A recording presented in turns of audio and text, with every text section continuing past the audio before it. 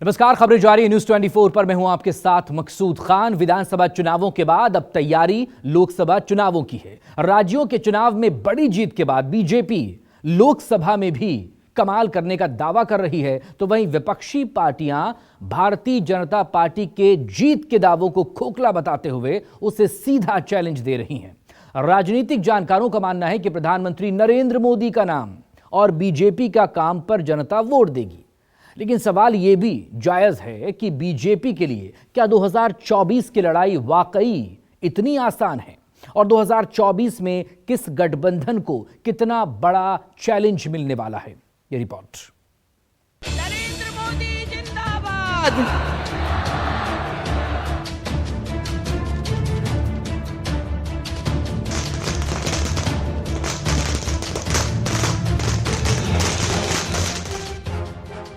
23 में सेट 24 के समीकरण, 24 में बदलेंगे नतीजे और कारण।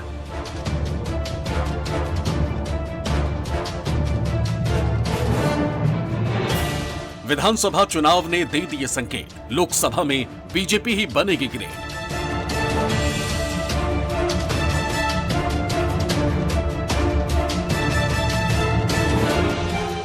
एनडीए पर इंडिया गठबंधन भारी, विपक्ष को सत्ता मिलेगी अब की बारी।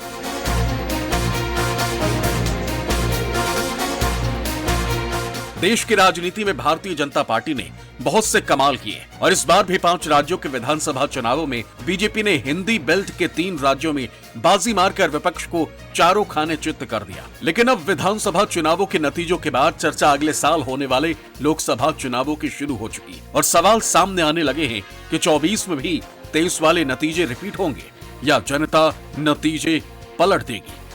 लोकसभा चुनाव में मोदी सरकार को चुनौती देने और तीसरी बार सत्ता में आने से रोकने के मकसद से तमाम विपक्षी दलों ने इंडिया गठबंधन बनाया। लेकिन विधानसभा चुनाव में बीजेपी की जीत और गठबंधन में अंदर बनती गांठों से कई सवाल खड़े होने लगे हैं। ऐसे में देश भर के राजनीतिक जानकार अभी से अपने अपने कयास और आंकड़े सामने रखने लगे हैं।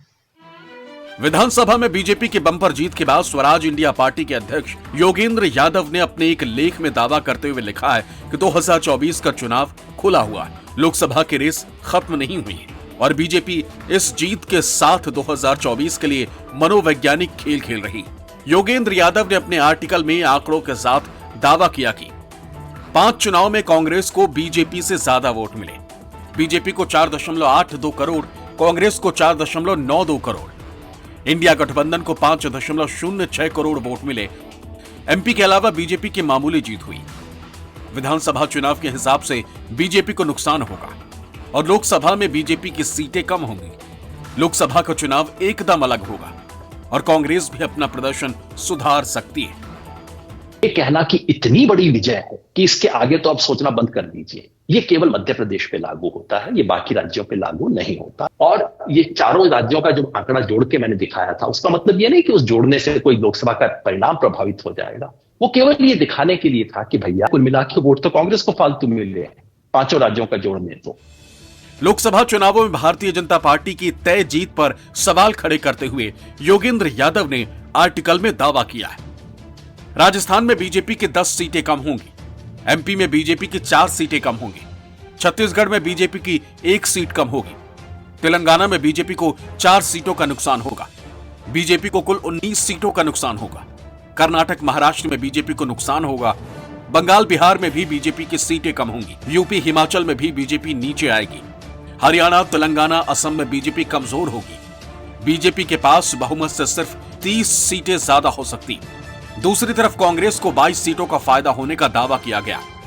योगेंद्र यादव ने लिखा है कि विपक्ष बीजेपी को वॉकओवर ना दे।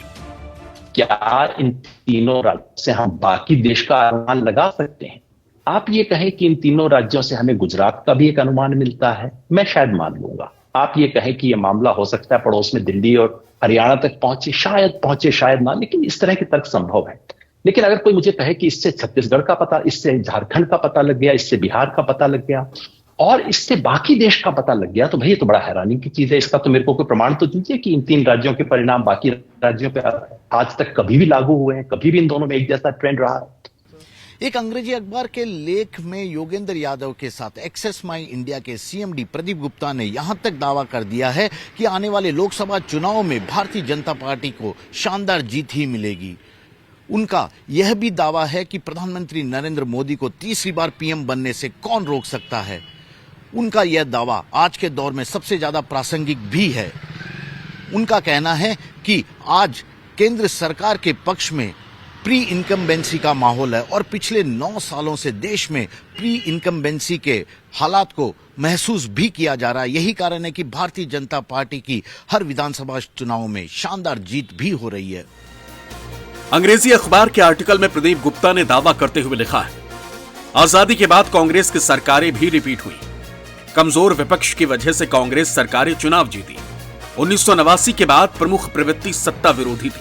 सत्ता बरकरार रखने का यूपीए का रिकॉर्ड मिला जुला रहा है, लेकिन सत्ता में लौटने का बीजेपी का रिकॉर्ड शानदार है। यूपी, गुजरात, उत्तराखंड में बीजेपी सरकार जीती। हरियाणा, गोवा, असम, त्रिपुरा में भी बीजेपी लौटी। महाराष्ट्र, बिहार में भी एनडीए सरकारें जीती। नतीजों ने विकास की राजनीति पर मुहर लगाई और मोदी विकास की राजनीति के चैंपियन बनकर सामने आए।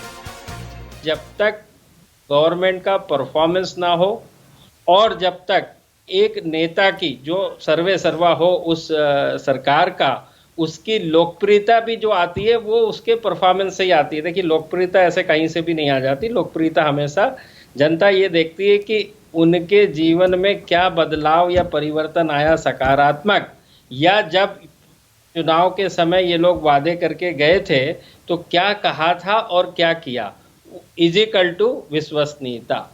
तो ये मेरा फर्म बिलीव है, चाहे सरकारें जो भी हों, परफॉर्मेंस के बिना कोई भी सरकार कभी भी रिपीट नहीं हो। 3 दिसंबर को 4 विधानसभा चुनावों के नतीजे क्लियर होने के बाद बीजेपी ने कांग्रेस को 3-1 से मात दी और पीएम मोदी ने ऐलान कर दिया कि ये 2024 लोकसभा चुनाव में होने वाले बीजेपी की जीत की झांकी।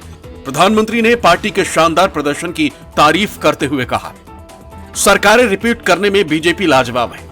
बीजेपी की 39 में से 22 सरकारें चुनाव जीती। सरकार रिपीट करने में बीजेपी का रिकॉर्ड 56%। वहीं कांग्रेस के 40 में से 33 सरकारें हारी और 40 में से कांग्रेस के सिर्फ 7 सरकारें चुनाव जीत सकी। दूसरी तरफ क्षेत्रीय दलों की सरकारें रिपीट करने का रिकॉर्ड 50%। क्षेत्रीय दलों के 36 में से 18 सरकारें रिपीट हुई। भाजपा ने सेवा और सुशासन की राजनीति का नया मॉडल देश के सामने प्रस्तुत किया है। हमारी नीति और निर्णयों के मूल में सिर्फ और सिर्फ देश है, देशवासी है।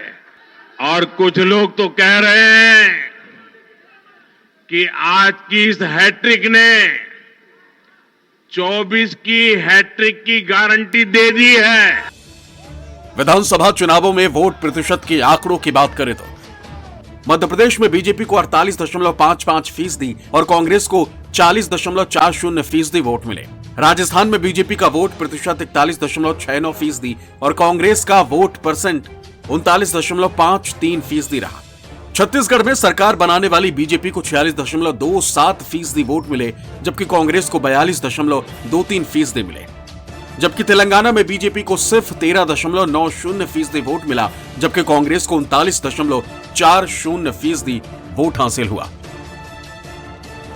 मध्य प्रदेश को छोड़कर किसी भी राज्य में बीजेपी के लिए जीत का अंतर बहुत बड़ा नहीं रहा और यही वजह है कि लोकसभा चुनाव में जीत के लिए आश्वस्त दिख रही बीजेपी पर अखिलेश यादव आक्रामक हुए और अखिलेश का बयान के बाद बीजेपी की पलटन भी अखिलेश पर हमलावर हो उठी।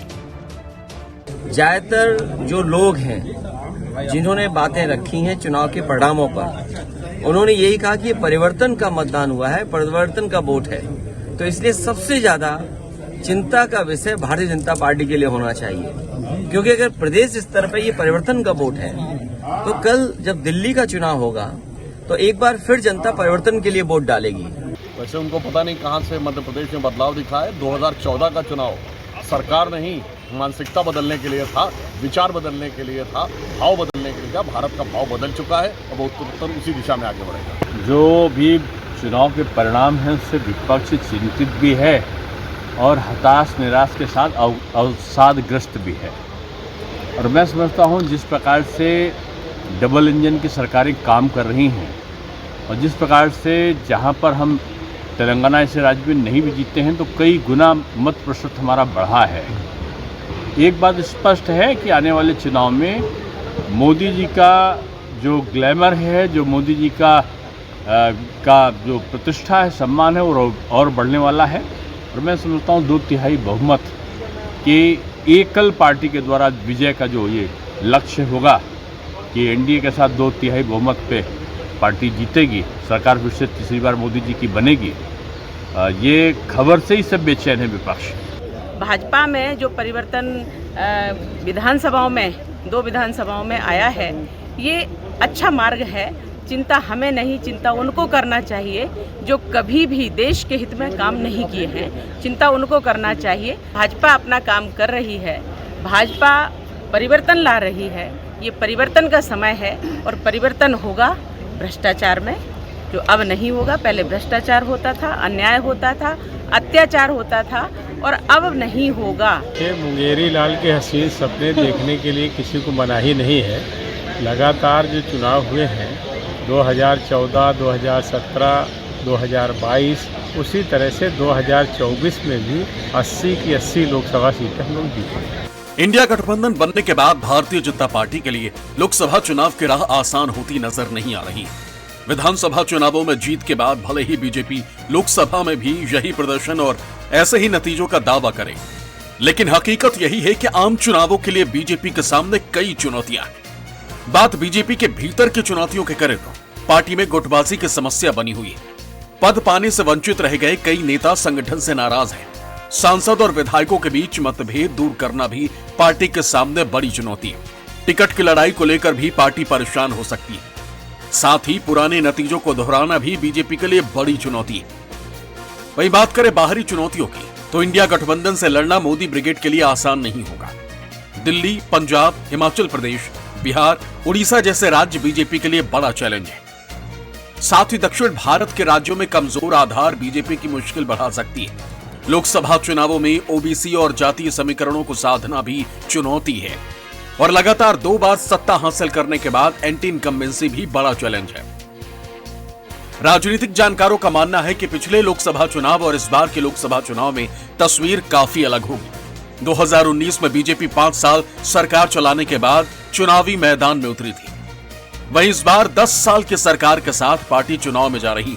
पिछले लोकसभा चुनाव में राजस्थान, मध्य प्रदेश और छत्तीसगढ़ में कांग्रेस की सरकार थी। इस बार बीजेपी सत्ताधारी दल है। तेलंगाना में केसीआर सरकार थी। अब की बार सीएम की कुर्सी पर कांग्रेस के रेवंत रेड्डी होंगे। बदले हालात में चुनाव नतीजे देखकर हिंदी पट्टी के तीनों राज्यों को बीजेपी के लिए सबसे मुफीद माना जा रहा।